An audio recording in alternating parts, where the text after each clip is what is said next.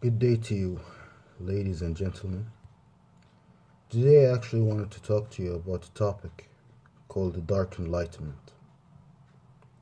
And what the Dark Enlightenment is, it is a new way of thought, a new way of looking at certain perspectives.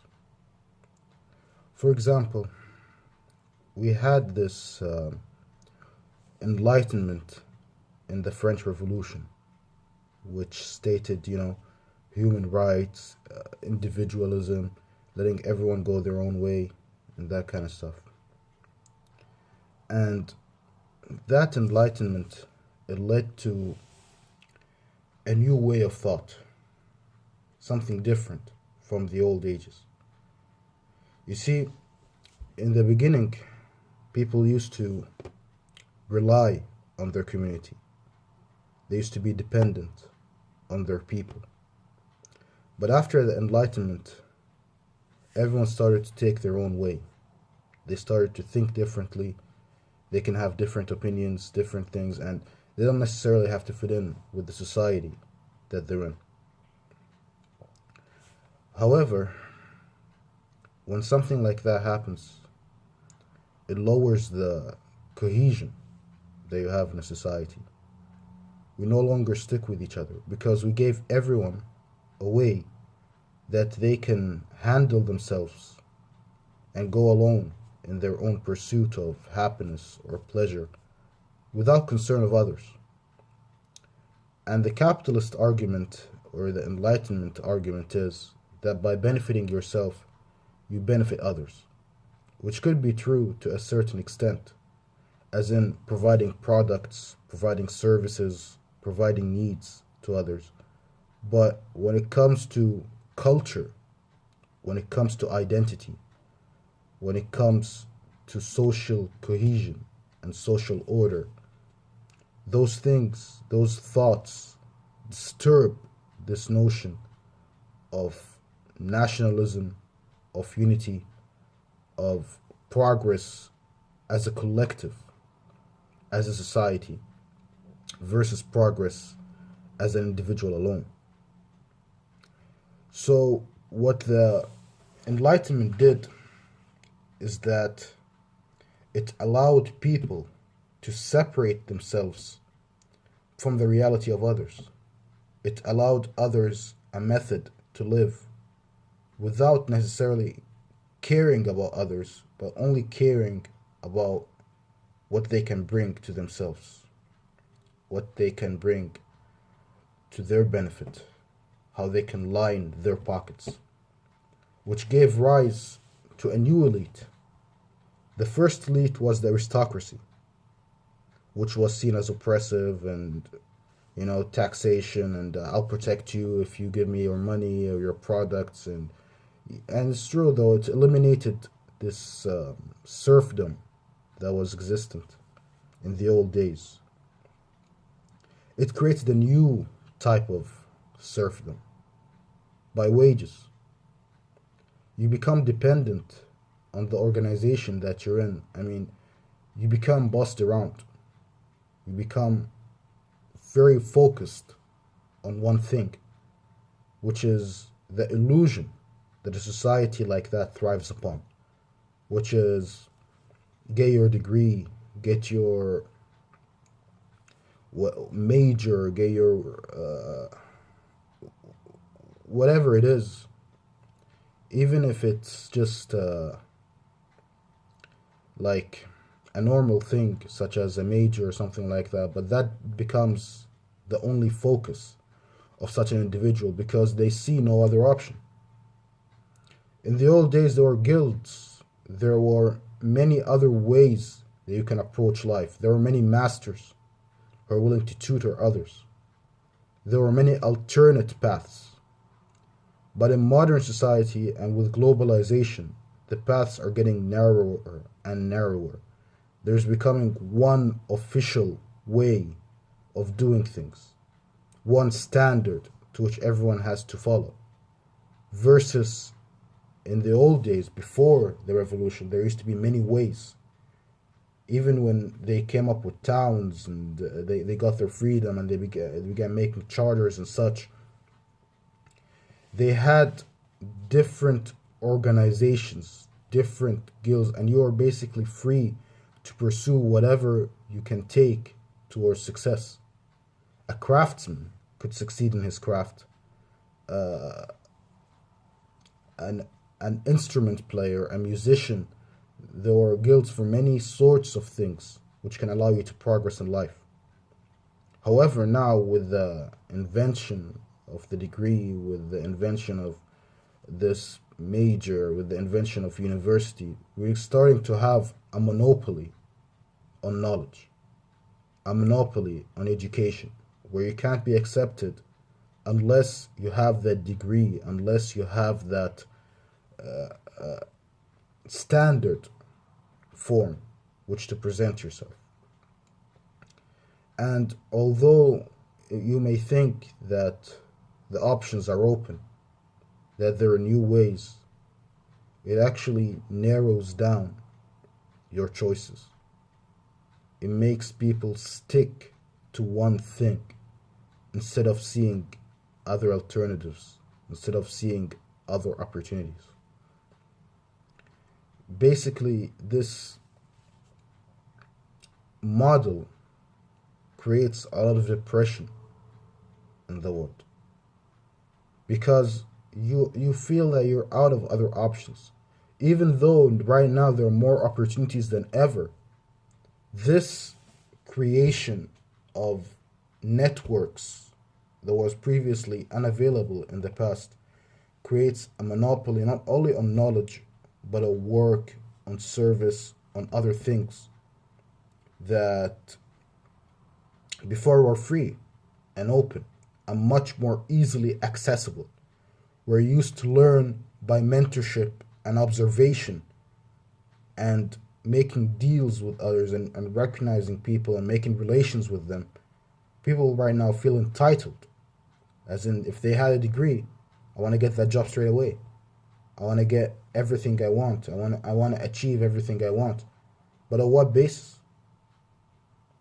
What basis makes an individual separate from the others? That's where connections come in. And therefore, there is also a monopoly on those connections. I mean, the world hasn't changed much before and or after or whatever, but those key principles, a lot of those key principles of success are being hidden from the majority of others, the majority of people. So, the Dark Enlightenment said that although you gave us freedom, although you gave us opportunities, although you gave us a lot of things to consider and new ways to live, they're going to give you everything you want when it comes to career, when it comes to working, when it comes to choices of degrees and something like that. But ultimately, you won't be told how to live, how to approach life. They will tell you that that's something you should consider on your own. However, there was a societal standard in the old days. There was a certain method of conduct that becomes absent from the mind of people because they don't have access to it. Because this state creates the freedom to disassociate with others, creating single homes, single parents, divorce, because it's so easy to break away these days without consequences. Before, breaking up was a big thing. I mean, if you separated yourself from others, then you wouldn't have a way to live. Because society used to be cohesive. You had to depend on those around you. You had to utilize them. You had to benefit from them and learn from them. But now you can just go by yourself and find the solution to those things, which you never will on your own. So that's why considering the Dark Enlightenment is an important matter. It gives you all the skills that were missing. It fills in the gaps. It gives you a standard to live for instead of going your own way, which you can go if you prefer so yourself. But society had codes, it had ideals, it had things to strive for, characters to emulate, honor codes, codes of conduct, ways to practice things that become romanticized and are in the hearts of others. But to break away from culture, to break away from those standards, to break away from the past and ignore it completely, is no way to move forward. It is a way to move backward. Therefore, the Enlightenment person could be very intellectually developed, very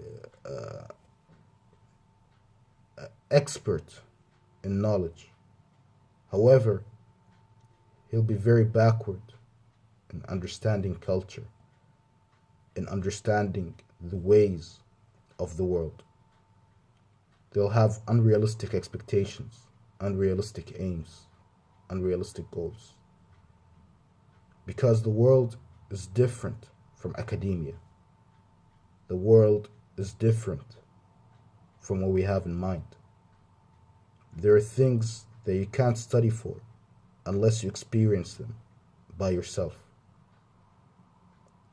You need to have that knowledge. You need to seek that wisdom.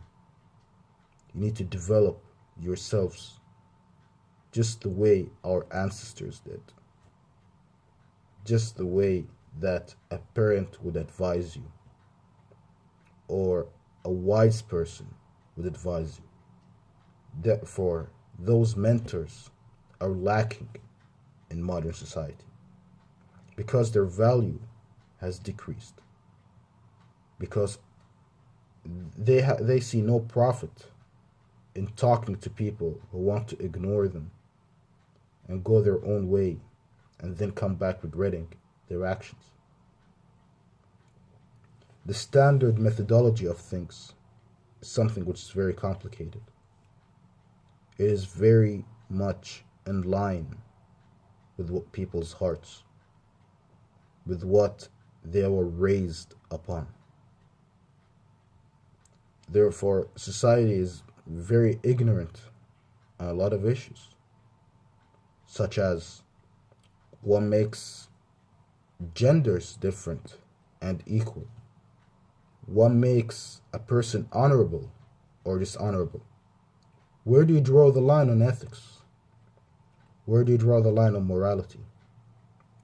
How do you define honor, courage, responsibility, leadership? How do you conduct yourself in the presence of others? How can you deal with negative situations? And science can answer some of those things, but it does not give an adequate answer because everywhere it is different. Society is different from culture to culture, from border to border. And that's why you have to learn that knowledge. You need to educate yourself in the old ways. In order to improve, you need to know the past. You need to know what others aspired. You need to know what people idealize. You need to know the wisdom of those who are more experienced than you. Because this enlightenment creates a sense of narcissism and egoism in the self, which can only be destroyed by proper knowledge, proper dedication, and proper resolve to understand the ways of the world and to understand the ways of the past so that one can move on into the future. And as for the Dark Enlightenment, this is my first video on it, but we shall cover it more in depth at request or if I saw the thing to be appropriate. And thank you all today.